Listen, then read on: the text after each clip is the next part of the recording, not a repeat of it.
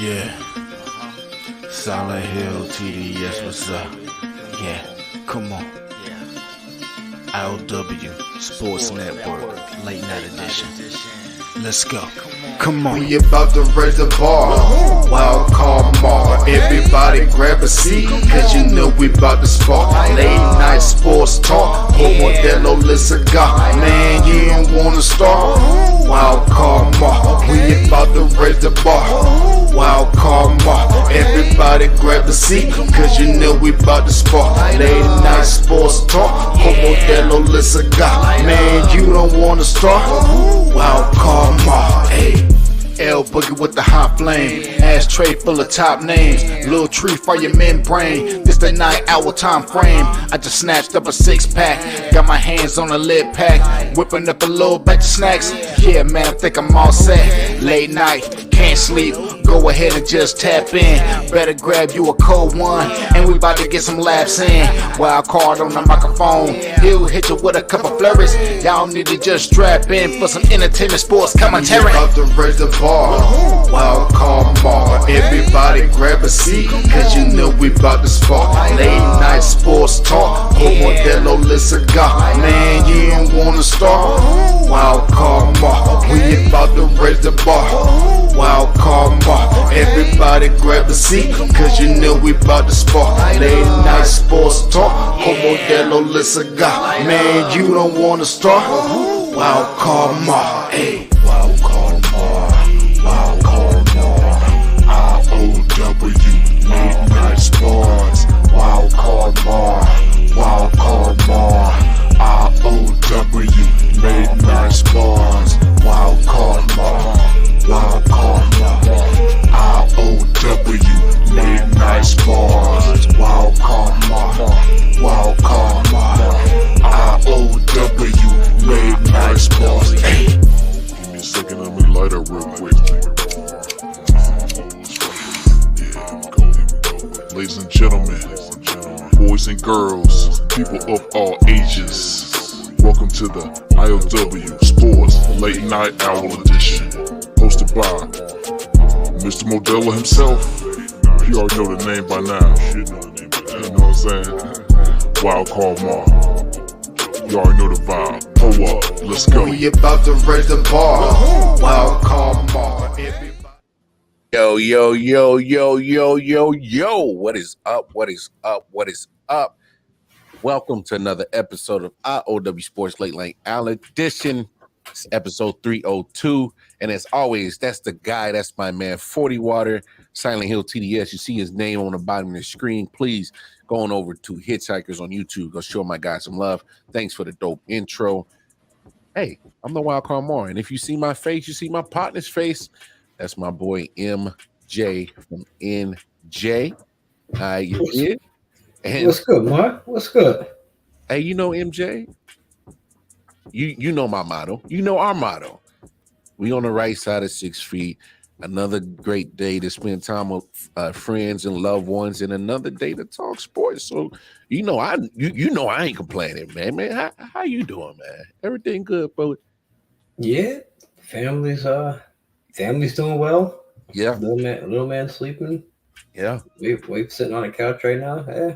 Yeah. I love it. Everything nice and quiet. Yeah, nice and quiet. And, let's get the preliminary stuff out the way. Y'all know where to find us. Go on over to, after you check out, the homie 40 Water, Silent Hill TDS on his YouTube channel. Y'all go on over to our YouTube channel, I.O.W. Sports Network. Like, share, subscribe, hit that bell notification. Let you know every time we drop new content. And, of course, I.O.W. Sports Network is the same address for our Facebook, Instagram as well, I.O.W. Sports 1 on Twitter. You can holler at me at KC Wildcard Mar on Twitter, Wildcard Mar on the Facebook and Instagram. MJ, tell them where they can find you at on the IG, my boy. Listen, find me at m.j.j.1129 at Instagram. Yeah, down there all the time. You heard that. And let's give a shout out. Let's talk sports. We simulcast a Late Night Hour Edition on their YouTube channel. So if you happen to be watching over there, just do us a quick favor, hop on over to I.O.W Sports Network, our YouTube channel. Give us a like, share, subscribe, and you can hop back over to Let's Talk Sports. But we always want to shout out Let's Talk Sports. They've been great collaborators with us, so we enjoy the partnership. So we always going to give them a shout out. Hey, I don't think it. All right, guys. Like I said last night on the show, we got a new segment, and this is what we're gonna do.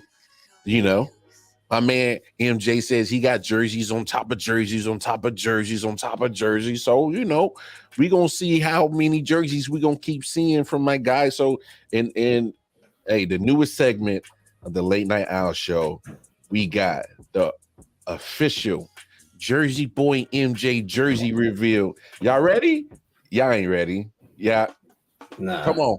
Give it to him, dog. You ready? Give it to him, dog. Give it to him, dog. Uh-oh, I see Toronto Raptors. I see 20. It's the Damon Stoudemire. I knew it. Hey, of course, my guy will rock the Stoudemire. That was such an Arizona thing, bro. Said it without saying it. Here we go, y'all. The Jersey Boy MJ jersey reveal, man. So, hey, man, I can't cap. I was a Damon Stoudemire fan. He's coaching somewhere. I can't remember where he's coaching at. He just took a head coaching job at it's bothering me. It's on the tip of my tongue. I just saw his name a few months ago during March Madness because he left the Celtics. Yeah, I'm gonna have to look this up because it's gonna bother me if I don't get it out that where Damon Stoudemire is at. Bro, I saw the 20. I was like, okay, that's definitely Damon Stoudemire.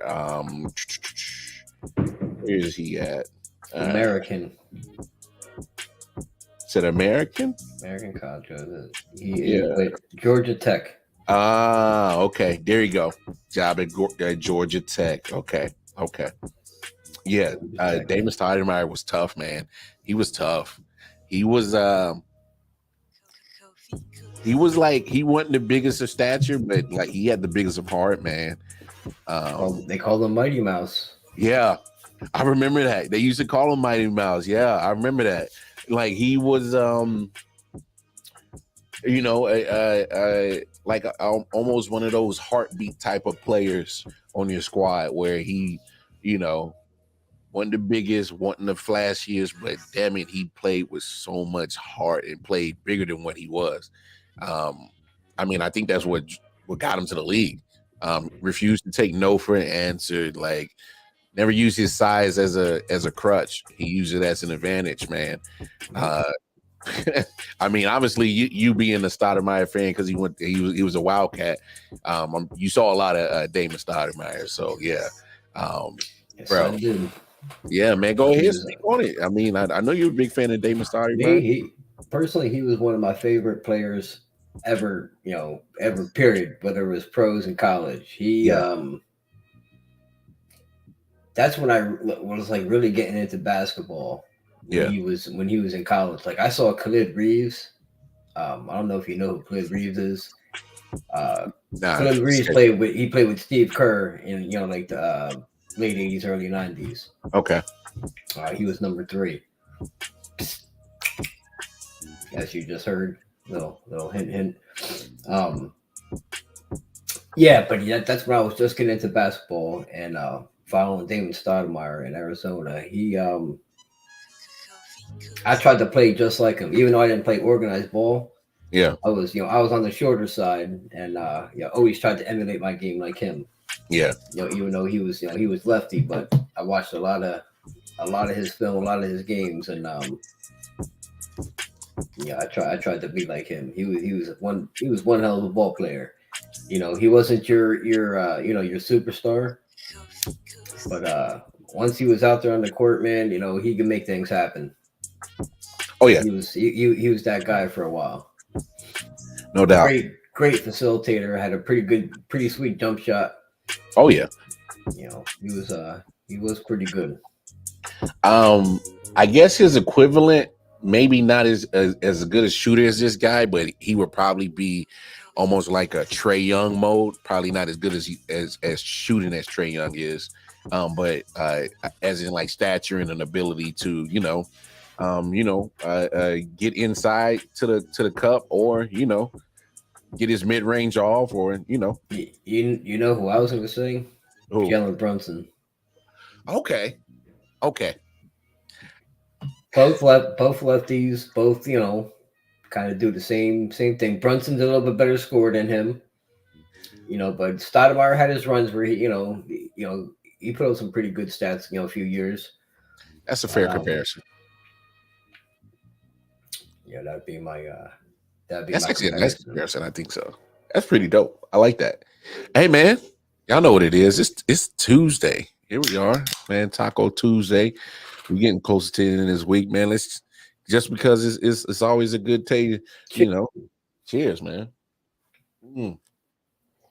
Always a good day to talk sports. So there it is. My man MJ with the Jersey Boy jersey reveal. And so before we start the show, can I just give a quick shout out to go ahead. My mother who passed away today would have been her birthday, so I just want to give a shout out and say happy birthday to my mom in heaven. I miss you and love you, Ma. Hey, that's word. That's word, man. I'm glad you took the time to do that. So I always show love to my Dukes, man. So hey, man. Hey, matter of fact, we're gonna dedicate this show to my Dukes. So that's why we're gonna have a fantastic show. I appreciate that. That's what we're gonna do. And so for my Dukes, we're gonna kick it off with a top play. Hey, these gonna be some top plays to make my Dukes proud. All right. So one, because my man is a baseball guy, I gotta throw a baseball. She likes baseball, she likes football, and she likes NASCAR. Yeah. Just because of that, I gotta put one in here for my guy who's a baseball guy. Check this out.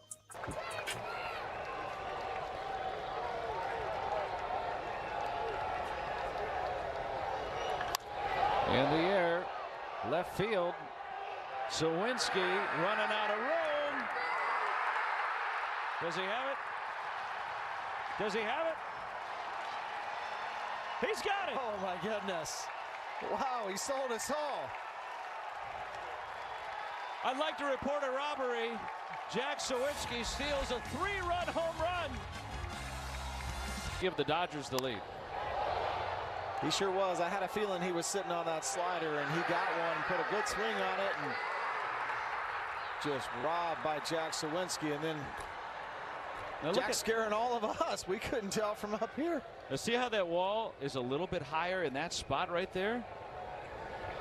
If that ball's just a couple inches to the... Hey. Bro, I was hoping that was the play. What a robbery. What a robbery. What a robbery. I got to give it to Jack Sawinski. Hey, let's give a shout out to the Pittsburgh Pirates right now. I know it's early in the Major League Baseball season. I know. El Fuego. Yeah, they are. 16-8 record. They're the second overall team in all of Major League Baseball. Only team ahead of them right now is the Tampa Bay Rays, who are in Fuego. But Houston turned their home game winning streak into dust today. But that was a huge play by him because I mean they only lost by one, but it could have been worse. I'm just saying if you give up that 3-run home run, but that was huge. And Mickey, I'm pretty sure Mookie Betts is kicking himself right. Like thought he had it all too, which he did. Hey, he had enough to leave one more push-up. Hey, do 10 more push-ups, Mookie, and that'd have gone a couple of more feet. he skipped chest and arm day, bro. Yeah. He's like, nah, fuck that, I'm good. Hey, Mookie, no more skipping chest day, man. You gotta pump out them. You gotta pump them out, man. Gotta hit that bench press. He's got to get away from the the strawnies to the brawnies. You know what I mean? You got to put a little muscle on. Yeah, got to put a little muscle on it. This next top play comes from the Celtics in the Hawks game tonight, and it's not necessarily a flashy play, but damn it, it's a clutch play. None other than nice coach Trae Young. And here's Young. Backtracks, 5 to shoot. Young lets it go. And hits! Woo! Ice cold. 119, 117, but there's still 1.8 remaining. 16 points in this quarter. He scored the last 14. Unreal how good he has been, just willing this team here in a closeout situation. Hey, say what you want about the young man. And I'll be honest, and as this leads us into our first topic of the night, because we got a couple of teams in the NBA playoffs who are, facing the brink of elimination. And, hey, I got to give it to Trae Young. He willed that team to win that game tonight. And I'm looking at this from the Atlanta Hawks side first. We'll get to the Boston side in a second. But Trae Young, as you heard the famous Gus Johnson, literally 16 points in the fourth quarter, scored the last 14 for the Hawks, and literally that clutch three, which he was almost like 3 feet behind the three-point arc and just drained it. You knew he was taking it by the way they inbounded it. Oh, yeah. When they inbounded the backcourt that way to him, you knew it was all him. Mm-hmm. You knew he was getting it. You knew he was getting especially with 6.7 seconds left. You knew, nobody else was touching that ball. What's going on, Nick? How you doing, bro? You missed the jersey reveal. Gotta go back. Gotta go back. It's not Vinsanity. No, sir. Yeah, not Vinsanity. Try again. Think Arizona. Think Arizona. Think Mighty Mouse. All right. But Southpaw. But like literally, I give it to Trae Young. Now if you stat wise, and I'll be honest, stat wise, he didn't have the greatest of shooting nights. He did go 14 to 33. That's a lot of shots. 5 of 13 from downtown. But when you score the last 14 for your team, and I was on Twitter and I was just like everybody else, the moment you stepped away from the game and then you came back and you're like, oh, Atlanta's in this game. What the hell happened? And then hey, you just gotta give it up to the young man. Here's my question though, MJ. Like, got it right, Nick. Got it right. Stoudemire. Sometimes with Trae Young, I don't think he's consistent with this clutch performance in the playoffs. You know what I'm saying? Like, do you kind of get the same feeling from him? Like he's not always consistent with the clutch performances in the playoffs. No, he's not. Because if you look at his stats coming into tonight in elimination games, he was only averaging like 15 points a game in elimination games, and the guy put up like 38 tonight or 35. Somewhere around there. I'm pulling up the box score now, so I see exactly how many he had. Yeah, he put up 38. He put up 38. Yep. On 33 shots. That's my only drawback. And he didn't have a great shooting night. 14 to 33 is not a good shooting percentage at all. Neither is 5. The 5 and 13 is not good. I mean, but he did have 13 assists. Mm-hmm. Which okay. So here's my thing. Now with today's NBA, if you're not having a great shooting night, granted he got 38 points, but he did not have a great shooting night, you better have something else that you can hang your hat on that you did well in the game. So I can absolve a bad shooting night and a clutch shooting night at that. So I can't take that away from him. But you drop 13 dimes, so you're getting your team involved. and that's at minimum 26 points. Yes. So the 26 and 38 would be 64? Something like that. So like 64 points that he accounted for, not counting if there was any threes involved, which I'm sure there was. Yeah. So that's kind of what you want your facilitator to do. Yeah. Score the points and also get everybody else involved. You bring up a great point, because when you're a facilitator, and thank God that he is actually a true point guard and not none of these point forwards or point centers. He's a true point guard. So when your point guard is still facilitating and still has the threat of being the guy that can put up 38, I mean, that puts you in a better situation to win multiple games, and at that, like tonight, it keeps your season alive. They were down 3-0, and the next thing you know, it 3-2. Going back to Atlanta on Thursday, and you already know. I think momentum is shifting in the series. It seems that way a little bit, right? Boston came out cocky, thinking they're gonna have a pushover, and they're in for a little battle, man. Because I don't see Atlanta laying down, game 6. Oh, not at all. Not at all. Especially at home. I could very well see going back to Boston. Oh, at this point, to me, it's inevitable, right? Well, and see, that's the thing, is because I don't want to just go ahead and just dawn that the Hawks are going to win Game 6 at home. But but you can see the momentum shifting, because let's look at this from the Boston side.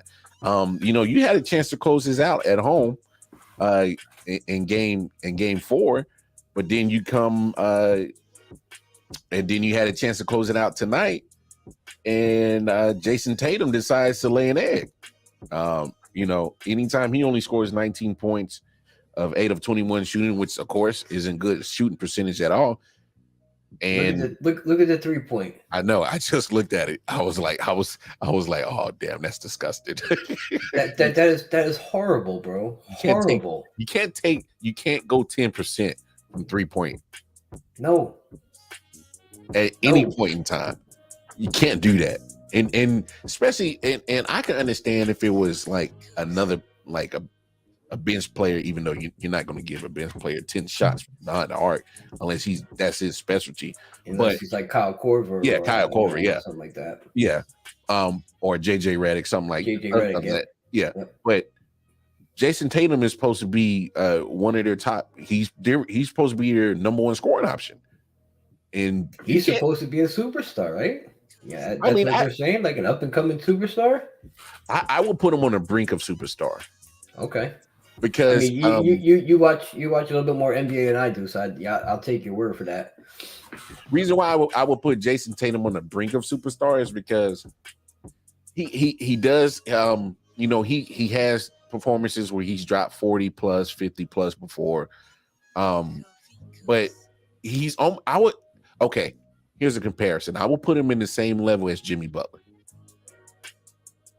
As in, going to be the team player, the dog, wants to be competitive, wants to win, liable to score 40, 50 points, just like Jimmy scored 56 the other night, and, play defense. So he plays both ends of the court, just like Jimmy. So I would put him, Jason Tatum, and Jimmy Butler almost in the same class where, they're not quite superstars, but they're a damn good piece to have on your squad.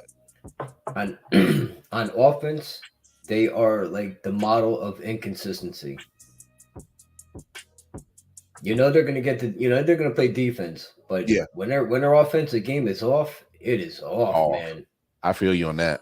It is off, and there ain't no coming back from it because he's the type that'll keep yucking it up there, man. As you see tonight, threw up 10 of them, that's 9. Yeah. I mean, shoot, going 31% as a team in general, and Atlanta goes 46. So look at Boston's field goal percentage as a team overall. Yeah. Compared to the 3-point. Yeah. And that's what did them in. But I'm saying you shoot 53%, from inside the arc. That's working for you. Keep at it. And I think that's one thing. It's funny that you bring that up, and because I think that's one thing I'm noticing in this series, and because Boston is supposed to be the more physical team, right? Yeah. And I mean, the stats are showing it. They're more physical in the paint, and they're dominating in the paint. So, my thing is why go away from it? I mean, you're still leading in rebounds. You got more offensive rebounds. You won the assist battle. I mean, my thing is like, don't go away from your bread and butter. What made Boston Boston? Correct. And they're getting away from it. If it's not there, abandon ship. Yeah. Go back to the original game plan. And it's like I don't understand it, because it's like you have a formula that has proven to work. Is gotten you to a 2 seed. Correct. Yes. Go with what works. Go with what got you there. Shooting 1 in 10 didn't get you there. No. You know what I mean? Like you're not Trae Young, bro. Like you can't shoot. I mean, Trae Young, could be off from the 3-point also, but Trae Young's a much better shooter from three than Tatum. Yeah, and I can agree with you. Go out there and play your game. Instead of trying to go tit for tat with them, with threes. That's like going like when you see MMA fighters trying to stand toe to toe when one guy is a boxer and the other guy is trying to trade shots with him. He's a wrestler. Yep. Like that's that's not your game. That's not your strategy. Nope. I know in MMA you want an all around game, but you still have a certain fighting style that works for you. Stick with it. You stick with your bread and butter. You stick with what gets you there. And I say it all the time. Yeah. I got like one left in me, and I'm saving that for something that fucks with my family. I got one left maybe. But my thing is, I take you off your feet, you're done. Done deal. You know what I mean? I'm gonna try to catch you in the jaw. If I can't, I'm taking you off your feet, and you're done. Yeah. I'll hurt you that way. Yeah, because you wrestled. Wrestled. Still follow it, still watch it. I'm big into MMA. I know a little something from the way my father raised me too. Taught me a lot, a couple little tricks. Yeah. Speaking of teams on the brink of elimination, 109-111, 3.4 seconds left. Minnesota is down. So they need to find a way to get back in the lead or tie it at least, sending into overtime before they will be going back home to Minnesota. Right now, that's over on NBA TV. Well, the Nuggets got the ball with 3.1 seconds. They just called a timeout because Anthony Edwards just hit a shot. They're gonna be shooting free throws. Yeah, Anthony Edwards is shooting 50% from the field, 0 from 5 from downtown. So I'm not sure what you're doing with that. I don't. Minnesota. Look at Rudy Gobert, 16 and 15. Hey, I'll give it to him. I give it to him. He finally, showing up. Yeah, he fell out though. Yeah, Karl Anthony Towns has 26 and 11. Gobert had no blocks. I'm telling you, you can get in the paint on Gobert, and he can't do nothing with Jokic. And Jokic is having an off night, and that's what's crazy. He's having an off night shooting. Wow. But, 12 assists. You ain't fucking lying, man. 17 boards. He has a triple double, but I'm not gassing up. Taking up that many shots. You put up 23 and I'm sorry, you put up 29 shots. 29 shots. And you got Murray put up 23. Yeah, Murray put up 23 shots. Yeah.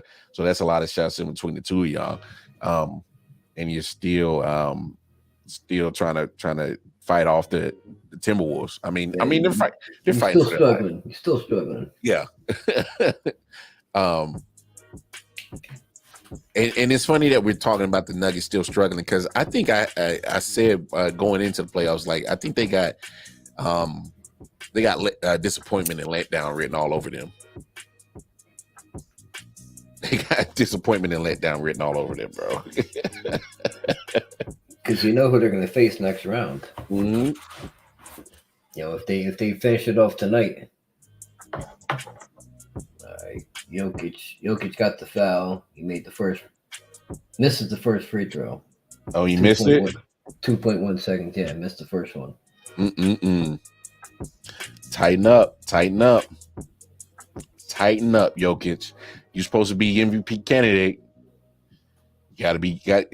Free throws to me is like the most baffling thing when people miss. I never understood how you don't take advantage of free throws. It's free points. Like, to me, like, I think that's another lost art of basketball, with the fundamental part of just making free throws. Make the free. I was just talking the other night with my boy. I forgot what game we were watching, and there was a 7-footer at the free throw line. Oh, Mitchell Robinson. Mitchell Robinson was at the free throw line because we're both Knicks fans. Yeah. And this mug's 7 foot plus, and he's barely reaching the rim, bro. He's throwing line drives, no arc to it, no nothing. And I looked at him and I was like, how do you make the league and you can't make a free throw? That shit baffles me, dog. That shit baffles me. I don't get it. I don't get it. Like, I get, like, you know, there are certain pressure situations with free throws, like game on the line, tying it up or something like that late in the game, and they become very crucial. But it's like, but this shit is all fourth quarters with Mitchell Robinson. Yeah. You know what I mean? He shoots the same way every single time. You know, higher and just straight line drives. Cracks me up, man. All right, quick update. Jokic made the second free throw, so they're up 112-109 with 2.1 seconds. Timberwolves have just call a full timeout. Okay, so I guess cool. They're advancing the ball. All right, keep an eye on that for us, MJ. And while you do that, we're gonna move on to our next topic. Because sounds good. Here's one thing we got to talk about. Because we've seen the Memphis Grizzlies talk so confident about themselves all year. No. Ja Morant saying, I'm not worried about nobody in the West. No. They've been talking a lot of smack. No, Lamar, don't tell them the facts. Don't hit them with the facts, Lamar. They don't want to hear the facts. But now that these cats are on the verge of elimination, down 3-1, they all of a sudden they don't want to do media appearances. You know, they don't want to talk to the media no more. So I'm gonna play this audio clip because Richard Jefferson went off on them. RJ, your boy RJ from Arizona. So he's an analyst on ESPN, and he went off on them. Let's play this clip real quick. You can't talk the talk and then not walk the walk. It's okay to make a mistake. It's okay to have a bad game and then go face it. Because when you win, everybody wants to talk when they win. They're sprinting to the podium. Everybody's up there. When you struggle, and that's really where you show your true character. Dylan Brooks, as much as we crack jokes, I love his fire. I love the energy. And honestly, Bron when he was talking to him, was like, don't change. Keep that energy. Don't let nobody change. Keep that energy. Keep that. He likes it. There's no beef there. Bron's seen it all. He's heard it all. He's done it all. So if you're not going to talk to the media after 2 straight games, that to me is cowardice. And I don't believe either of them are cowards. I'm not saying that. I'm saying to avoid that smoke after talking the talk and being this, you can't avoid the media. That's something to me I just can't get on board with. Stand there, say we got to play better, but to have both stars, both guys, especially Dylan Brooks, that's just unacceptable. Talk to him, RJ. Get him. Talk to him, RJ. I mean, MJ, jump in here. I mean, he's not wrong. He is not wrong at all. Like you said in the introduction to this segment, beginning of the season, Ja Morant sat down with I forgot what the young lady's name was. Did an interview with her. Malika Andrews or something. That might have been her. Yeah, it might have been her. Yeah. Sat down with her and he right to her face said, like you said, I'm not afraid of any team in the West. And he was dead serious about it. Yeah. You know, he wasn't, you know, sitting there joking, ha ha ha. He was dead serious, you know, that he thought they were the cream of the crop when it comes to the West. Mm-hmm. And now here they are facing your boys and on the brink of elimination, down 3-1. You've been talking all that shit, and now you don't want to face the media. You don't want to face the scrutiny. Can't face the can't face the heat. You know the questions are coming your way. And what can you say? Especially, let's say they get eliminated. When they do, because that series is over in my eyes. Down 3-1. Oh yeah, this series is over. Yeah, even if they win Game 5, Lakers close it in 6. That's if the Lakers don't do it in 5. What up, Double J? What up, Jay? My first question be if I was a reporter, and I'd be a dick about it. Like, I thought you wasn't afraid of any team in the West. What happened with that? Really get the conversation started. Hey, hit him with the so are you not afraid of elimination now? Because like MJ, I'm with you, and I'm with Richard Jefferson 100% on this.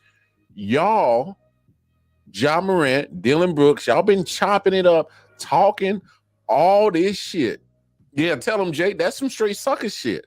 Yeah. And so, Dylan Brooks, you ain't talking to the media after you got ejected for hitting Brian in the groin area. Now you're not talking. Which you didn't get suspended for, which is bullshit. I mean, dude, call the shit how it is, man. Like, look what Draymond did. You don't punch a man in the nuts. I get it, but here's what I'm gonna say. Punch me in the nuts, dude, and I'm gonna do worse than stomp on your chest. Like, especially when you're doing it on purpose. Okay, but hear me out on this, MJ. If they didn't suspend Joel Embiid for kicking the dude, him too. If they didn't suspend him, then you can't suspend Dylan Brooks, because I think Dylan Brooks' groin shot was more closer to Harden, where I don't think it was necessarily trying to hit him in the groin area. They were trying to make a basketball move, because I mean it looked like he was going for the ball. Suspend both of them. Fuck it. Suspend both of them. Well, there ain't no room for dirty play in the NBA like no more. Well, I say this: if I don't mind if you suspend them, but keep it across the board. If you're going to suspend Dylan Brooks, and then if you're going to suspend James Harden, then you suspend Joel Embiid. All three suspended. If we're doing nut shots, and we're saying that's a no-no, that's all I'm saying. If we're saying nut shots is a no-no, then suspend all of them. If not, like, which is a sucker punch in any sport. Well, yeah, it's a sucker punch, but but it's kind of hard to measure intent, because I don't think Dylan Brooks intended to hit him in the nuts. Now, Joel Embiid did. I disagree. Joel Embiid did. Joel Embiid had full intention to hit dude in the nuts. I fully feel Dylan Brooks did too. Maybe tried to be a little bit more slick about it, but I think he tried hitting him in the fucking balls, man. Yeah, Dylan Brooks is a jerk off. Well, he's a character just like Draymond, trying to be a character like Dennis Rodman and all them other cats, and I get it. But yeah, I'm kind of with Jay on this one. Is like Embiid definitely was intentional as hell. I don't know if you can say Harden or Dylan Brooks was. I personally don't think Harden's was, but yeah, I have differences about Brooks. Okay, just the way he slapped towards that area. I don't know. I mean, y'all could be right. I could be wrong. Who knows? Only he knows. You know what I mean? Yeah, we only see the video and what we know about the guy. And I'm not saying you're wrong, MJ, but you do bring up a valid point. Just because, if we're going to take into account of Draymond's history, you know what I'm saying? We got to take into account of Dylan Brooks' history. Dylan Brooks is a straight asshole. It was a couple of months ago. He hit Donovan Mitchell in the nuts. Yep. So You know, I mean, you do make a valid point. You do make a valid point because if we're going to get on Draymond for his history, then we got to apply almost that same logic to Dylan. Correct. And so, and quite honestly, you know, if he got suspended, I wouldn't have been mad at it because you set a precedent of antics like this, just like Draymond has. So hey, you bring up a good point. You bring up a good point. You know what I'm saying? I can't fault you for having that take when it comes to Dylan Brooks specifically. So you know, and like I said, I could be totally wrong. He totally could have been going for the ball, but which ball? You know, who knows? You know what I mean? Now, if you remember from Rocky, right? Hey, let's hope he was reaching for the Spalding ball. Now remember, there's three balls you can be reaching for. Now, if you remember from Rocky, Rocky says in Rocky 4, I see 3 of them out there. Hit the one in the middle. Right. Hit the one in the middle. Yo, that's wild. So, take it for what it was. That's my take. But and then I could be wrong, but then I'm also looking at John Morant, and this is why I'm looking at John Morant because when you when you are the superstar on the team, all right, and you've had your own image problems already this season, and you've been talking. You did the interview like MJ had referenced to earlier, and you're not talking to the media now. Like a few months ago, you had everything to say. Yo, a few months ago, you was like this, holding your little pistol, like this, and now you're afraid to face the media. Holding your little pistol. You in the strip club. I thought you was gangster, man. I thought you was from the streets of Memphis. You know, you take time away to say you was getting better. But like my man Mike T say on D-Man K Sports Podcast, Ja ain't learned nothing. No. He ain't learned nothing. No. Not at all. And this is what I hate to see. And I'm not trying to down the young brother, because I'm not. But when you are in this field and you are in this NBA light, NFL light, Major League Baseball light, whatever, when you're on that platform, you make all this money to play a sport. And, you know, there's certain expectations that are just going to be put on you. There's a certain standard that people I'm not saying you can't be you. A certain persona. Yeah. Right? Like I'm not saying you can't be you. I want you to be unapologetically you, John Morant, but let it be you. Don't be doing this, you know, holding your little pistol and stunting in the damn club and like, because I'm with Charles Barkley. Terrible. Bro, he don't want that Memphis smoke. He talk all that shit. He don't want that Memphis smoke. And that's the thing, because you know, Memphis gets down. They get down, and there's people down there that they ain't caring about your status. And if they really wanted to really get at you, they get at you, Ja. And that's on some real. So, and they don't give a fuck who you roll with. Don't give a damn. So it's like let's calm down on all this fronting on the Instagram live and all this stuff. Like, be you. And my thing is, but what if that is him? But that's the thing. I don't see that as him. We've all seen the photo of your family in with the backyard, and y'all all wearing the matching blue, and you got the penny loafers on, bro. Where you gonna stash the gat at in your penny loafers, dog? Huh? Where? He definitely stashing a Joe in a sock. That's what I'm saying. You got the penny loafers on, bro. You come on, man. You ain't thugging and bugging in the penny loafers, bro. Nah. Like, so my thing is like, I understand like there's a certain quote unquote persona you're supposed to have when you get to this status and you're playing the league and you do all that, but nah, man, like if there's one thing I appreciate about Kawhi Leonard, he basic as hell, and he got all this money, and he basic as hell.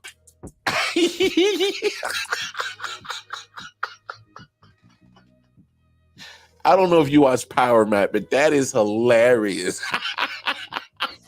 I have seen Power, but I'm not up to date on Power, but I have seen it in the past. I'm not gonna lie. So pretty much Tariq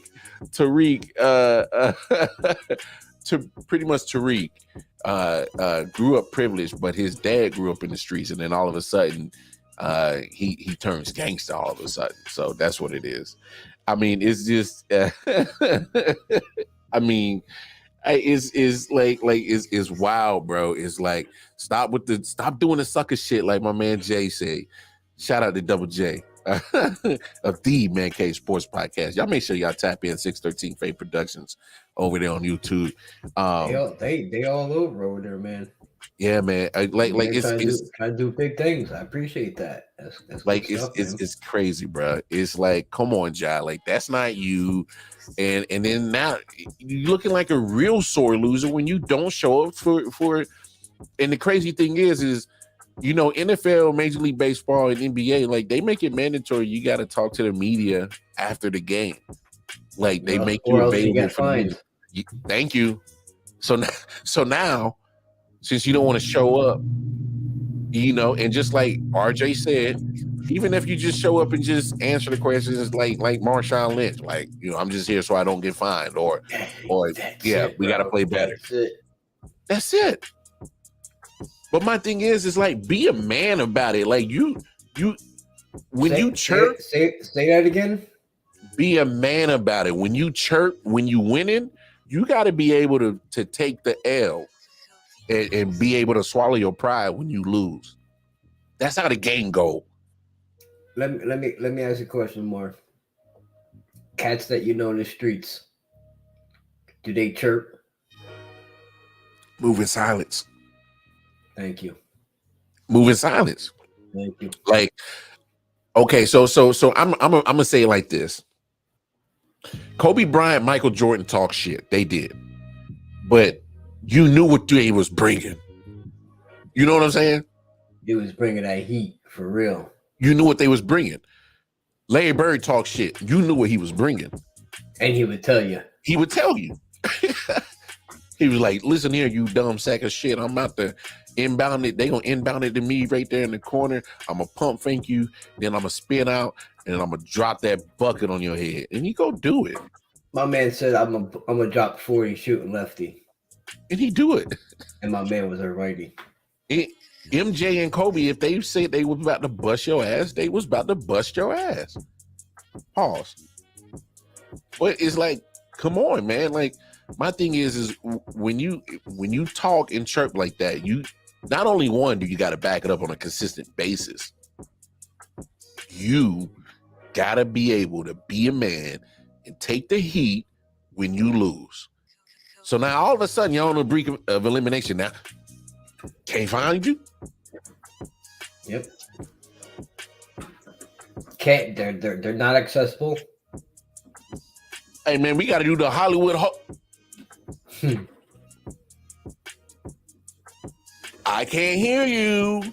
Oh, now you quiet. Nah, bro. Sucker shit for real. But that's when you pull the hacksaw Jim Duggan. You get out the 2x4 and you start a fucking stampede down to their locker room. Oh, and then you get to the fucking door and, you know, boom. This needs to be. You want to talk one way or another. All right, so when the Lakers finally end this series, they need to go ahead and they need to figure out what's up. Like, we either gonna talk that talk, and I don't want to hear no excuses because look, I get it. None. I don't want to. Look, Steven Adams gone. That hurts. There's another big man that they got hurt, gone. I forgot his name off the top of my head. Yeah, I know who you're talking about too. Jai, obviously the hand is bothering him, but he could have prevented that. He could have prevented that. As we said on the other show a couple of days ago, get a mid-range. Stop trying to. You can't dunk over everybody. You can't, dude. You can't make a living living dunk like over that. Anthony Davis, dog. Come on. I would have tried to blame on him too, as fragile as he is. You know, I would have tried to yoke on his ass get too. that part, but still, it's like, yeah, the height part, the whole nine. I mean, he just feels that he can outjump everybody, bro. Like, you may have been jumping over everybody in high school. In college, you probably jumped over 90% of the dudes. But you in the NBA, dog. You're not jumping over everybody. There ain't no 100% rate on jumping over everybody. Bro, there's a select few in the NBA that won't tolerate that shit. What is like? If he comes across one of those dudes, man, they're gonna fucking flatten him. And shout out to Melvin Wall, because me and him had this conversation of Man Down Sports. Yeah, I think they need a new coach too, because they gotta find a way to coach Ja to play safer. I think so. Oh, I like that. They should have got Udoka, Ime Udoka, but he goes Toronto, takes over for Nick Nurse. But it's like, Yeah, and Smitty, no, it's not a Hakeem Olajuwon. I just don't Ja gotta change more than his mindset off the court. He gotta change the way he plays the game on the court. Because like I said, me and Melvin Wall were having a conversation, and it's like, enjoy what you're getting from Ja now, because this style of play is not going to keep him very long in the league. No. That's just he's gonna start feeling it real quick. He's already feeling it. MJ, he's already feeling it. I mean, how many Ja's been in the league for what, almost 4 years, same time as Zion. And he's not missing Zion time, but he is missing time each year. He's missing 20, 30 games. 15, possibly in there. I haven't done the full math, but it's almost like one of those things where you're like, well, we're almost close to All-Star break, a few months out, and we're about 30 games in. We're due for a giant injury.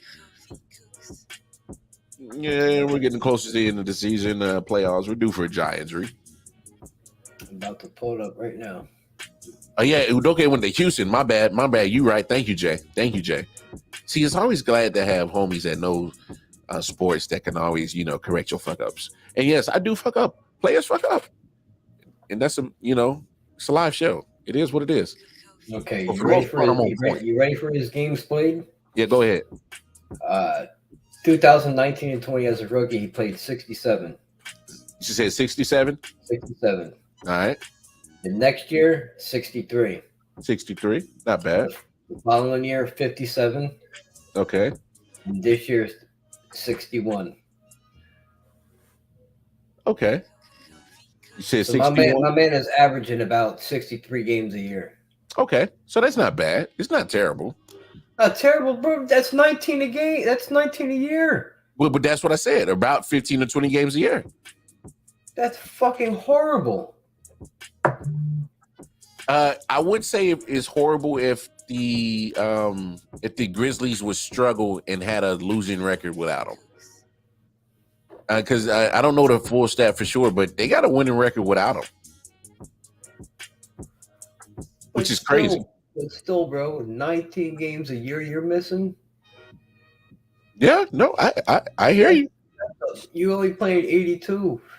Yeah, I hear you. You're missing almost a quarter of the season. True. Every year. Every year, yeah. It's just when is it going to come? There's going to be a time where he hits the deck hard, and yeah, he's done it twice already in this series. And matter of fact, no, what I'm saying is like hit the deck hard and be done. Like, there might be a time, but hopefully that doesn't happen. But that's what I'm saying. Like, he has to, he has to figure out a way to stop hitting the deck so much, because I mean, let's be honest. Ja Morant is he's not a bulky guy. All right. So when you start throwing your body around, like, I mean, ask Allen Iverson how his career. The problem with him too is being as small as he is. He tries to dunk over cats like Vince Carter did. But Vince Carter was much bigger than him, much more built than him. He could stand that impact. And Vince Carter knew how to, not take that fall. Because he was straight up dunking on everybody. John Morant is smaller than him trying to dunk on these dudes, but he's not looking at the next part, the come down. Yeah. He's rising up, but he ain't looking at the landing. And he has like a 41 inch vertical, so that's a long drop. Like, say what you want. Like, you're up there in the air. Gravity always wins. You're coming down. And you better be in a position that you can, land perfectly or avoid a catastrophe like you've been doing now. Because, like, when he's coming down at least like 9-10 feet, and he's coming down on limbs and bones, and it's like his full body weight of 127 pounds is crashing down. He looks like a crash test dummy. That's the best analogy I could come up with. Ja Morant looks like a very athletic crash test dummy when he goes and tries to dunk over everybody. That's exactly what he looks like. And it's like, bro, you you're right. You're right, Jay. Yeah, you wouldn't be eligible. Yeah. What do they say? 65 games, I think it is. Yeah, 65 games. Yeah, so he wouldn't. But you're gonna see a lot of cats play like 65, 66, 67, just to pass that threshold. Oh yeah. Cats don't even give you like 78, 79 anymore.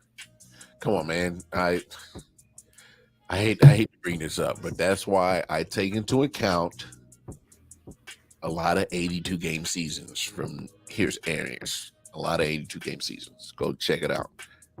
At most, 79 is like his lowest, like, or something like that. Who, Jordan? Of course. Go look it up. I know. MJ got a lot of 82 game seasons on that stat sheet, bro. A lot of 82 game seasons. So I'm just like, yeah. And Jay, I love when he comes down with these fantastic dunks. He's been a usual suspect on Late Night Owl top plays. But my thing is, it's a high risk every time he does it, because he either is almost like a coin flip. He's either about to hurt something or he's about to make a fantastic top play.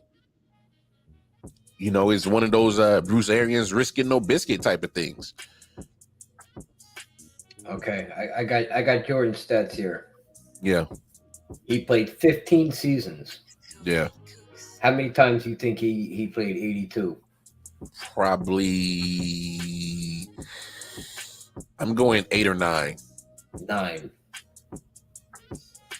Yep. 9 times. And he did it in his final season, too. He actually did it 3 of his last 4 seasons. Sorry, 1, 2, 3, 4 of his last 5 seasons he did at 82. Yeah. Yeah, Smitty, I think, like I said earlier, I just think, whatever that little situation was with that young 17-year-old kid, like, that's just another part of the things where I'm like, Ja has to, and we spoke about this the whole time when he was dealing with that whole situation. It's a whole change that needs to happen, not just on the court, but off the court. It's like he has to, it's maturity.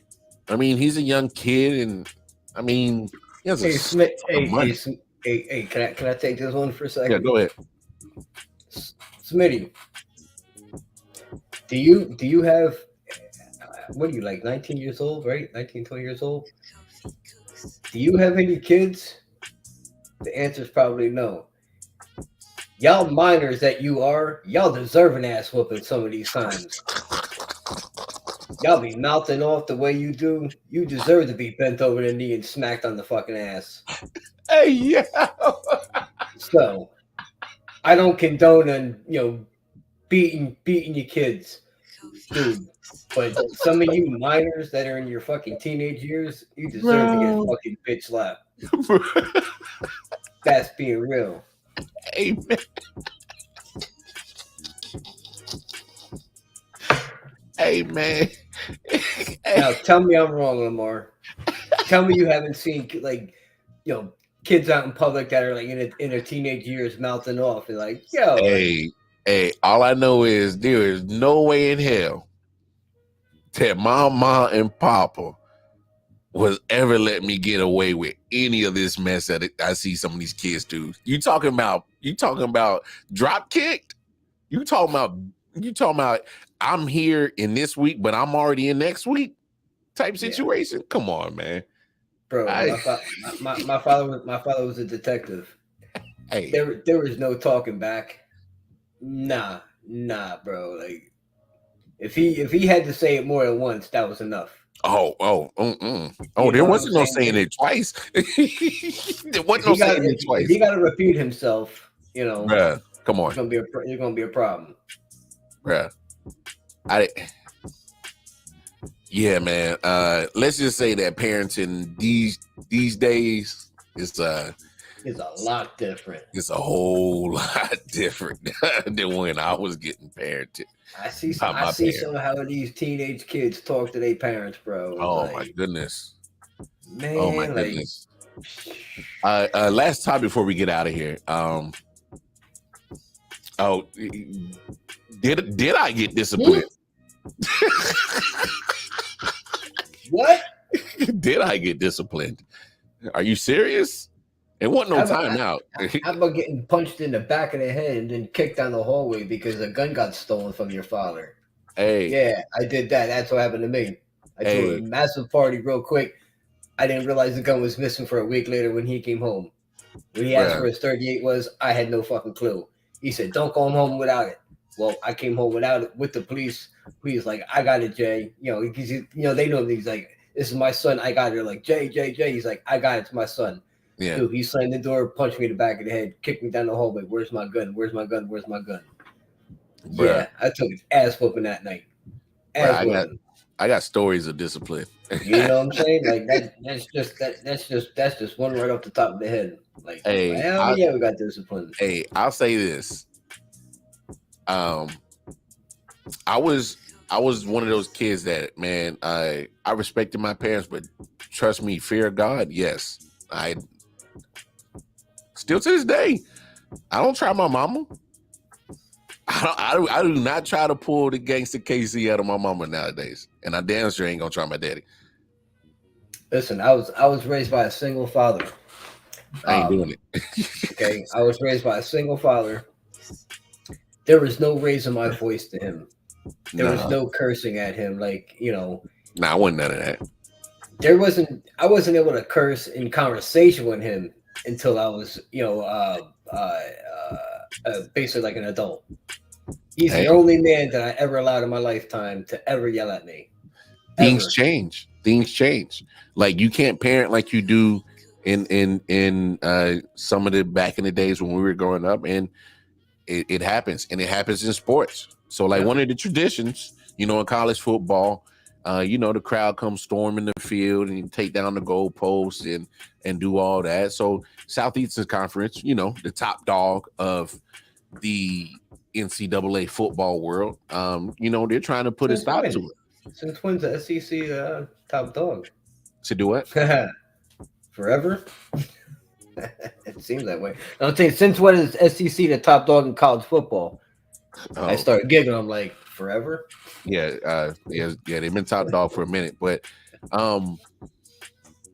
and I know that rushing the field has been a tradition in college football, and it's part of the fabric of it. But there are some dangers to it. If somebody gets on the goalpost and it comes down crashing on somebody, because that thing's metal. You don't want that thing hitting nobody on the head or getting cut or scraped or nothing like that. And I know some of these fields now, they just lower them. They're like mechanically lowered, And I know I've seen some universities try to go to that, but would you have an issue if they banned the crowd storming after a big win? You know, say your team upsets Alabama or Georgia, and you want to rush the field and. Bro, I love the crowd storming. I Yeah. do, especially if it's a huge win. Not like you knocking off like a number 10 team. But let's say you would knock off like a number 2 team, number 1 team, even if you knock off like a number 3 and you're not even ranked or something. Hell yeah, I'm on board for the crowd storming. I love seeing that shit. That's the passion those kids are showing. Like they're having a fucking blast. Like let them, but to the minimum. Like I understand like the goalpost. I understand that could be an issue. Make it so they can't bring the motherfucker down. Yeah, and make it where you could remove it. Yeah, they can't remove it. Yeah, and I hear you on that. I hear you on that. And you know what this is screaming? This is definitely screaming. We don't want no lawsuits. This is what they're screaming. Bingo. And SEC, who is top dog, and they bring in the most revenue for NCAA football. Yeah. What do you think they're going to talk about? How much more money can we keep in our pockets? We can't keep more money in our pockets if we got to pay out lawsuits for kids getting hurt from storming the field. And because when they sit at the round table when the season's over, all the commissioners, or not all the commissioners, all the ADs sit around the table, and they figure out, okay, how can we cut money? How can we make more money? And then I'm sure that's when lawsuits are put on the table. Like, listen, like, bro, finances is the biggest portion of that whole meeting. It's the biggest portion of that meeting. Finances. Yep. Of course. It's like they're trying to take away the kids from having fun too. And you know how they're going to mask it? It's about the young kids' safety. We want them to be safe. Nobody to get trampled. It's funny too, Lamar. Get hurt. It's no longer about COVID. You know what I'm saying? Like you could go watch the game, but you couldn't storm the crowd because of COVID. Come on, man.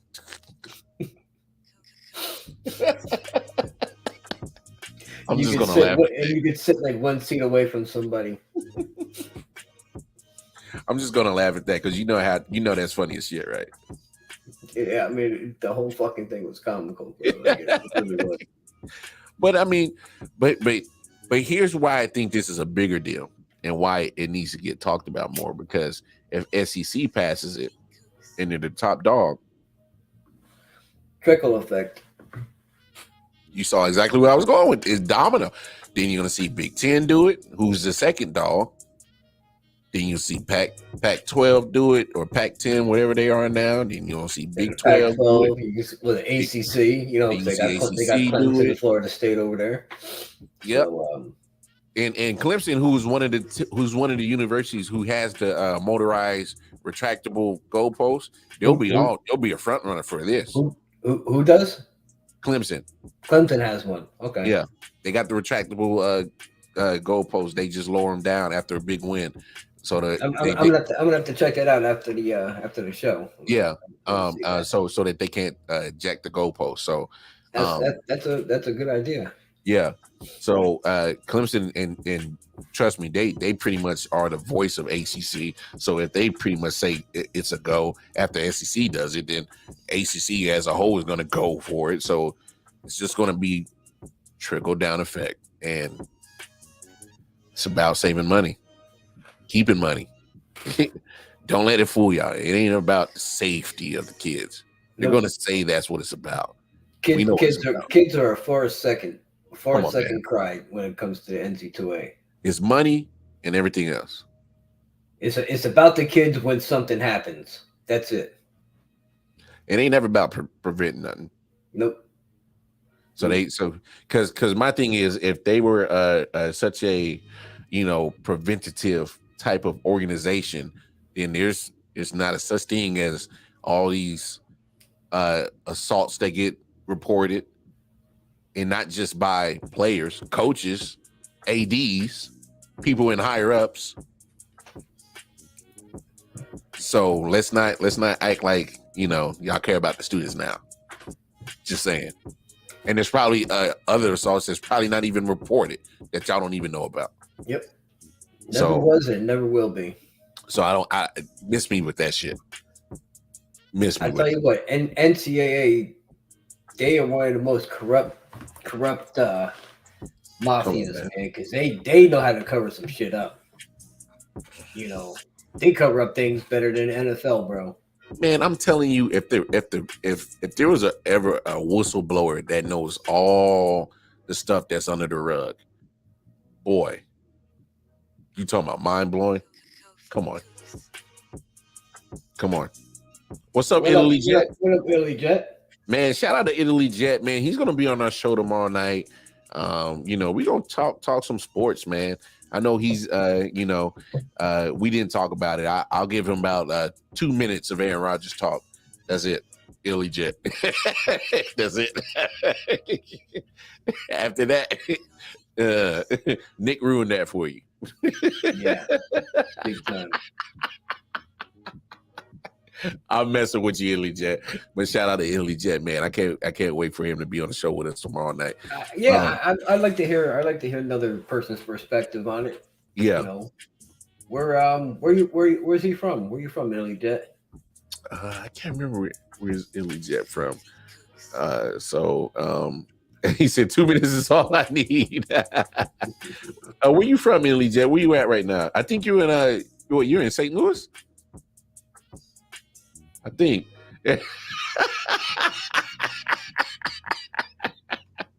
Nah, Nick's our boy, man. That's a good guy, though. He said Nick ruins a lot of things. So, you know, he deserves that, man. He went through some hard times lately, and you know, it's good to see Nick back on his feet, and you know, so yeah, there you go, St. Louis. Okay. Yeah, St. Louis. Hey, Italy Jet, man. I'm actually moving to Kansas City in a week, so we won't be too far apart. It's almost like a 4.5, if a 4-hour drive if you're speeding, right? Drive. So right down I-70, man. So I'll just be right down the 70 from you. So, yeah, man. I can't wait to chop it up with Italy Jet tomorrow.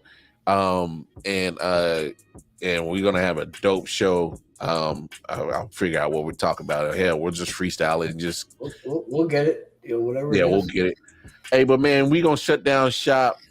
Y'all know the deal is catch us out I.O.W Sports Network, Facebook, Instagram, and most importantly, the YouTube channel.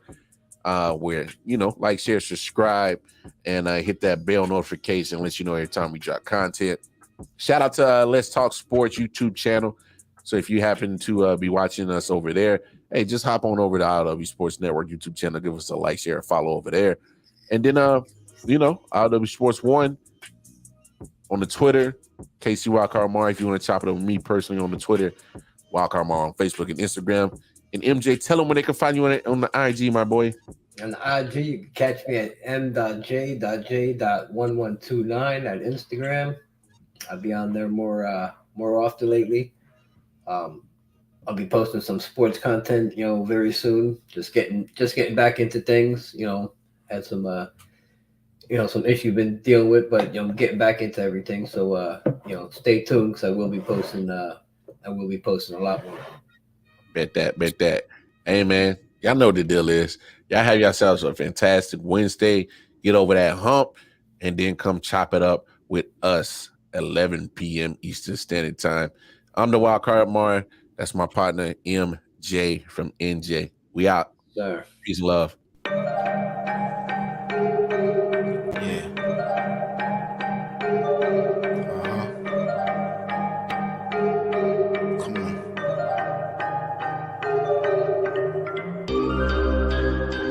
Silent Hill TV, yes. Hitchhikers.